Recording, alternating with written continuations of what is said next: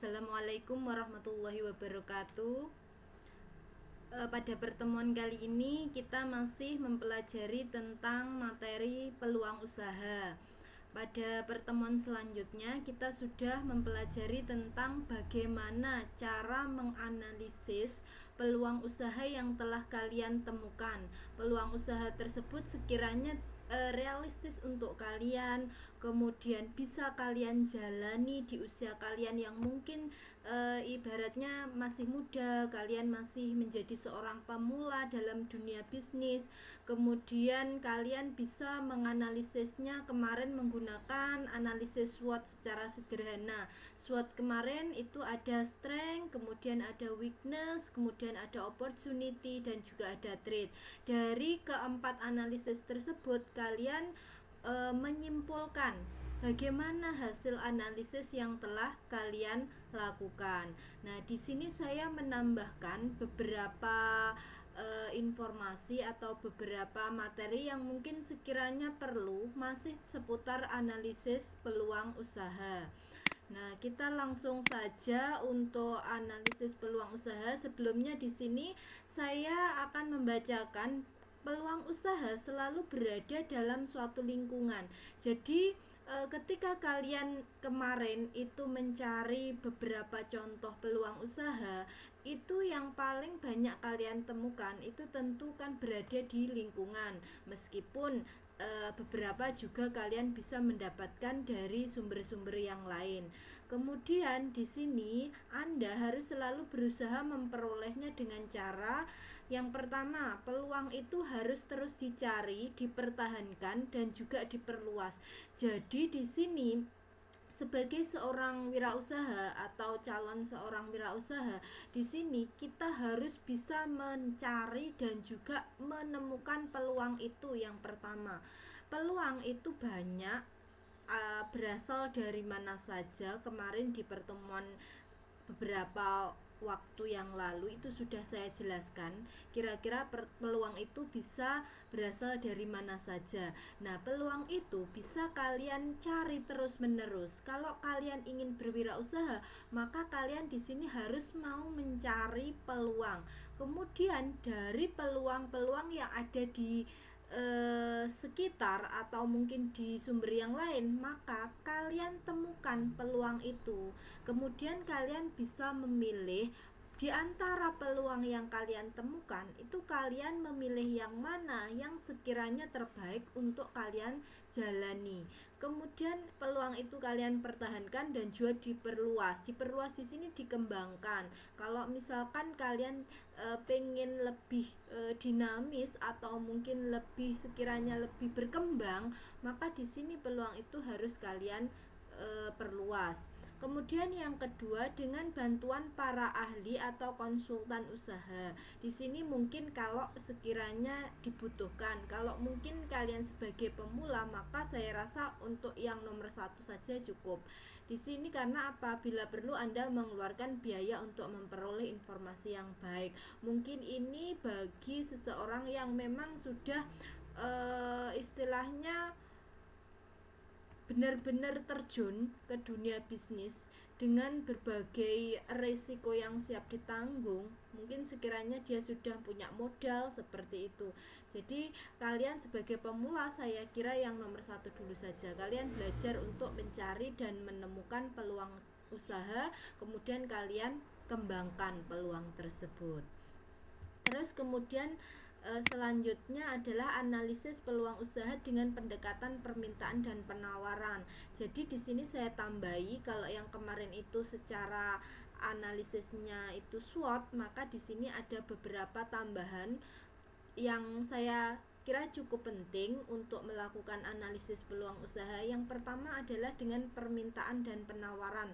Jadi saya bahas dulu yang pendekatan permintaan. Pendekatan permintaan menekankan tentang kebutuhan manusia yang sampai sekarang belum sepenuhnya terpenuhi atau kemungkinan sudah terpenuhi namun kurang memuaskan. Jadi di sini permintaan itu berarti dia berasal dari konsumen. Bagaimana kalian menganalisis itu dari segi konsumen dari segi permintaan perspektif masyarakat sebagai sasaran konsumen. Nah, di sini manusia atau masyarakat itu membutuhkan mungkin barang atau apa itu belum terpenuhi kebutuhan tersebut, ataupun toh sudah terpenuhi tapi mereka itu belum merasa puas. Contoh misalkan di sini masyarakat di wilayah pedesaan banyak yang pergi ke kota untuk belanja pakaian. Artinya, golongan masyarakat tersebut membutuhkan pakaian sesuai dengan selera mereka yang tidak dapat diperoleh di desa, atau mungkin dapat diperoleh di desa tetapi harganya terlalu mahal. Jadi di desa ini terdapat peluang usaha untuk menyediakan pakaian kebutuhan masyarakat desa. Jadi ibaratkan seperti ini, kalian misalkan itu tinggal di desa, kemudian kita ketahui bahwa produk pakaian misalkan itu kalau di desa itu tidak sevariatif di kota, atau mungkin secara kualitas juga seperti itu, mungkin tidak sebaik di kota, karena kita ketahui kalau di kota itu kan persaingannya besar, persaingannya ketat, sehingga produsen itu berlomba-lomba untuk menghasilkan produk yang berbeda dengan yang lain, tentu juga dari segi kualitasnya. Nah, di sini berbeda dengan di desa. Kalau di desa mungkin pilihannya terbatas, padahal masyarakat desa itu juga membutuhkan pakaian yang seperti orang kota, seperti itu istilahnya. Sedangkan masyarakat di desa itu tidak bisa menjumpai produk tersebut dijual di sekitarnya. Akibatnya banyak warga desa itu yang memilih untuk belanja ke kota. Nah, kalian bisa juga membaca peluang itu. Kalian bisa menjadi distributor misalkan, atau reseller produk-produk kota yang kalian jual di desa. Nah, seperti itu. Itu juga salah satu contoh peluang usaha.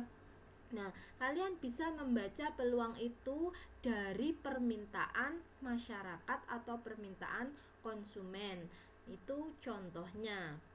Jadi, kalian bisa, istilahnya masyarakat itu tidak perlu pergi ke kota, tetapi cukup kalian yang boleh pergi ke kota, atau kalian order dari produsen di kota, kemudian kalian jual kembali dengan sasaran masyarakat di desa, seperti itu. Kemudian yang selanjutnya adalah pendekatan penawaran. Jadi kalau di sini itu tadi permintaan, kemudian yang selanjutnya adalah penawaran. Pendekatan penawaran berarti di sini itu berasal dari wirausahanya. Kalau tadi permintaan itu berasal dari konsumennya, maka kalau penawaran di sini berasal dari produsen atau wirausahawannya. Nah, berawal dari kemampuan wirausaha dalam membuat suatu produk, barang, boleh barang, atau memberikan pelayanan jasa, atau gabungan keduanya. Jadi gabungan antara barang dan juga jasa. Kemudian dari sini wirausaha tersebut mulai mencari adakah pasarnya, pasar dari produk yang ditawarkan atau jasa yang ditawarkan tadi itu ada atau tidak pasarnya.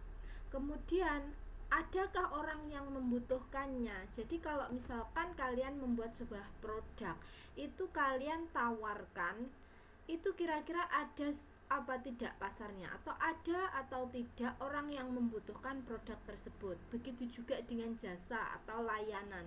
Kira-kira kalau misalkan kalian membuka layanan A atau layanan jasa B, itu kira-kira orang membutuhkan atau tidak. Berarti kan apa yang kalian tawarkan itu menjadi dasar dari analisis peluang usaha. Contoh misalkan seorang wirausaha memproduksi genteng dengan kualitas yang bersaing. Jadi kualitasnya hampir sama. Dengan kualitas genteng yang bersaing, lalu apakah berarti para calon konsumen itu berminat membeli? sebab harga genteng produksi wirausaha ternyata lebih mahal dibandingkan genteng dengan kualitas sama di pasaran saat ini. Jadi di sini misalkan ada wirausaha genteng. Wirausaha genteng tersebut itu membuat produk yang kualitasnya sama, tetapi wirausaha tersebut menjual genteng dengan harga lebih mahal. Nah, di sini harus dianalisis apakah calon konsumen itu kira-kira berminat membeli atau mungkin merasa tidak tertarik, wong kualitasnya sama tetapi kenapa harganya lebih mahal. Nah, sebaliknya, apakah konsumen yang mempunyai daya beli, maksudnya mempunyai kemampuan untuk membeli, itu berminat membeli genteng yang lebih mahal dengan kualitas sama, ataukah membeli genteng yang harganya sama dengan kualitas yang baik. Nah, dari sini, dari produk yang dibuat tadi, genteng tadi, kalian bisa menganalisisnya. Apakah konsumen yang mempunyai daya beli atau mempunyai kemampuan untuk membeli genteng itu lebih memilih, yang pertama, dia memilih genteng dengan kualitas yang sama tetapi harganya lebih mahal, ataukah yang kedua, konsumen itu berminat membeli genteng yang harganya sama tetapi kualitasnya lebih baik. Nah, itu kan bisa jadi dasar untuk menganalisis dari segi penawaran. Jadi kalian sebagai seorang wirausaha, sebagai seorang produsen genteng, kalian harus melakukan analisis sampai sejauh itu. Itu adalah contoh dari segi pendekatan penawaran. Kemudian selanjutnya adalah langkah-langkah menganalisis peluang usaha. Jadi di sini ada beberapa istilahnya metode atau beberapa cara menganalisis peluang usaha. Selain kemarin saya minta untuk melakukan analisis dengan SWOT, di sini juga bisa kalian menganalisis peluang usaha dari segi yang lain. Nah, kalian bisa juga melakukan sesuai dengan langkah-langkah seperti yang saya uraikan berikut ini. Yang pertama adalah amati kebutuhan apa yang paling banyak diperlukan oleh masyarakat. Nah, jadi ketika kalian akan menganalisis sebuah peluang usaha yang kalian rasa itu potensial atau menguntungkan atau berpotensi untuk mendatangkan keuntungan, maka di sini kalian analisis yang pertama dari segi kebutuhan apa yang paling banyak diperlukan oleh masyarakat. Kalian bisa melihat masyarakat sekitar kalian atau masyarakat dari keseluruhan di wilayah negara ini, karena sekarang kan kita bisa melihat melalui berbagai media, misalkan media sosial atau media elektronik yang lain, misalkan TV, kemudian surat kabar dan sebagainya. Itu juga salah satu cara bagaimana mengamati kebutuhan masyarakat. Terutama biasanya bisa kita lihat apa yang sedang tren atau mungkin apa yang sedang in sekarang ini. Biasanya itu yang paling dibutuhkan. Terus yang nomor 2 adalah kapan saja konsumen membutuhkan produk. Apakah setiap saat atau sering dibutuhkan, atau mungkin produk tersebut kadang-kadang dibutuhkan dan juga atau bahkan mungkin jarang dibutuhkan. Kalian bisa menganalisis karena setiap barang atau produk itu mempunyai frekuensi pemakaian yang berbeda-beda.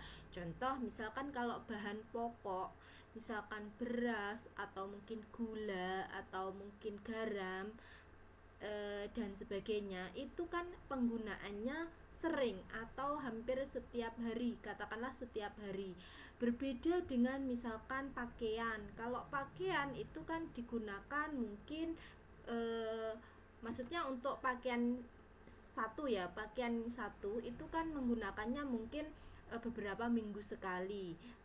Kalau misalkan setiap hari berarti kan berganti dengan pakaian yang lain, atau mungkin jarang dibutuhkan. Maksudnya di sini konsumen itu jarang mengganti produknya. Misalkan kayak kebutuhan akan kursi atau meja. Nah, itu saya kira konsumen itu membutuhkannya setelah berapa tahun. Nah, itu juga kalian pikirkan. Jadi konsumen itu membutuhkannya kapan? Apakah sering atau mungkin jarang atau bahkan mungkin setelah berapa tahun baru butuh lagi.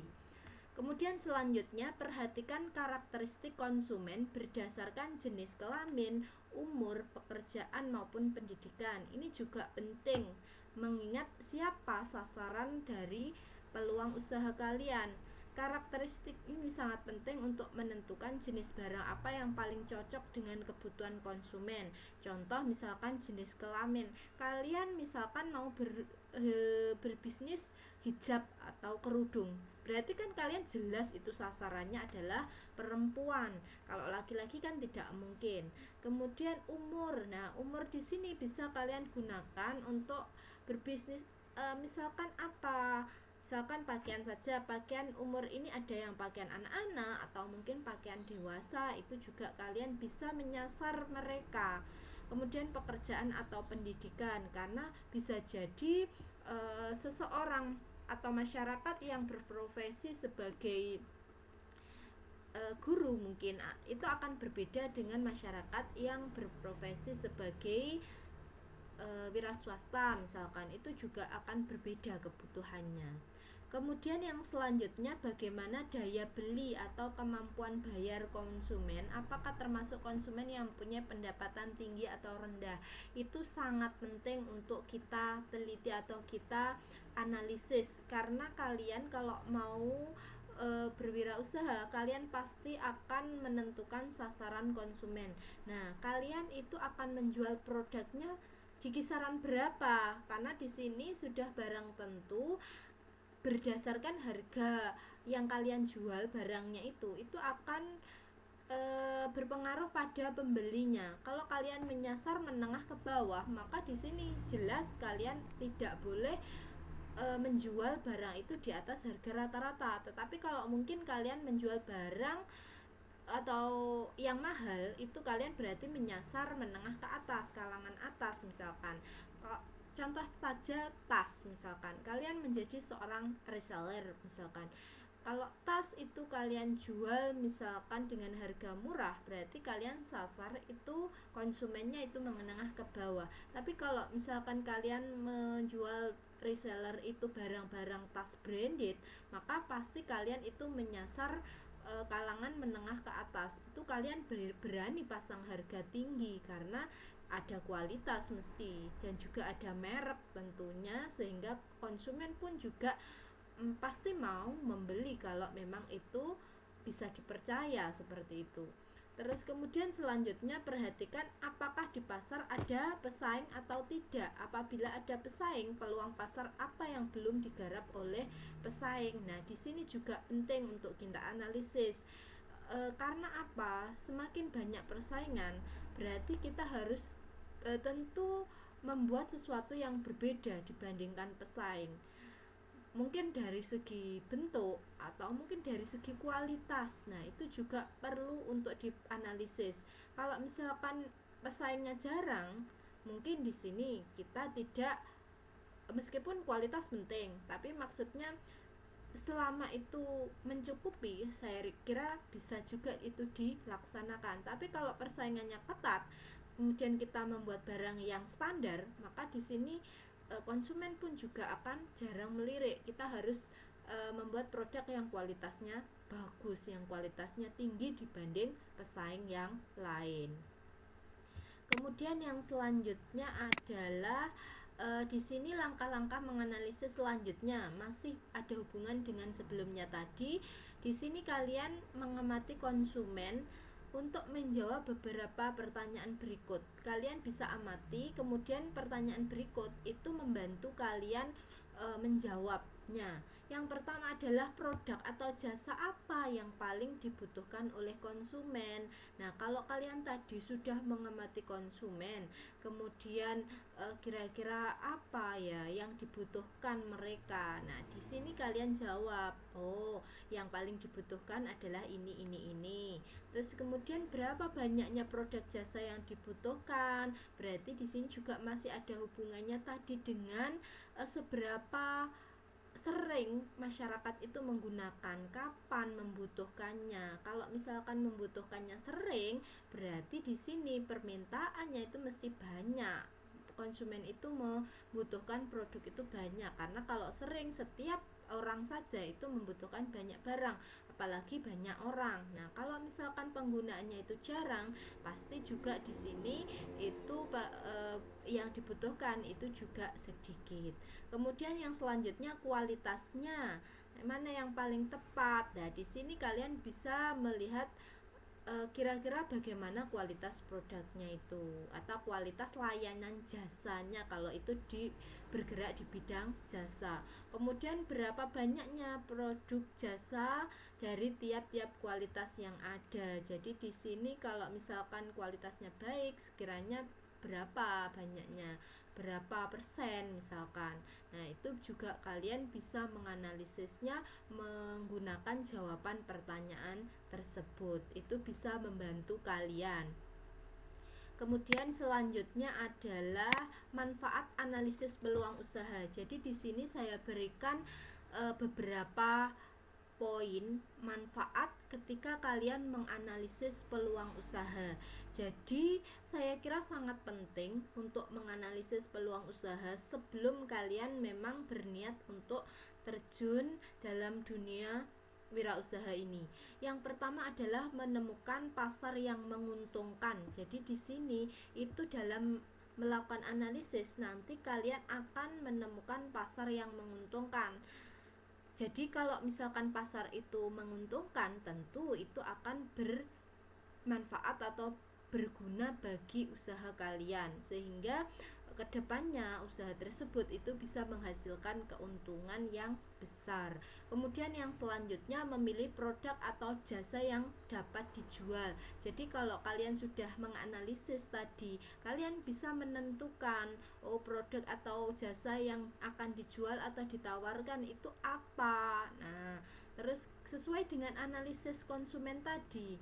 Terus yang tiga, menentukan perubahan dalam perilaku konsumen. Terutama di sini adalah yang istilahnya yang lagi dibutuhkan atau yang sekarang lagi in, atau yang sekarang itu lagi dibutuhkan masyarakat.